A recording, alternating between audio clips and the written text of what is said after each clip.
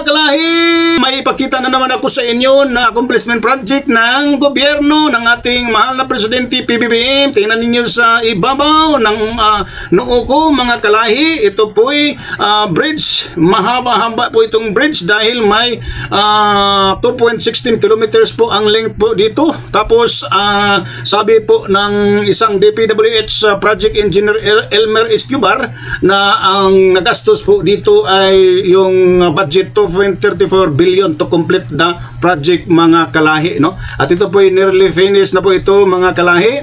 Ito po ay connect Apari West tapos Calanyugan, Cagayan. Pag ito po ay i-travel daw mga 1 hour daw ang travel pag umikot yung papuntang Cagayan, Calanyugan or Apari West, no? 1 hour. Tapos ngayon ay mayroon ng bridge ay mga nasa 20 minutes na lang ang pagpunta sa bawat lugar na to, Apari West, Calanyugan.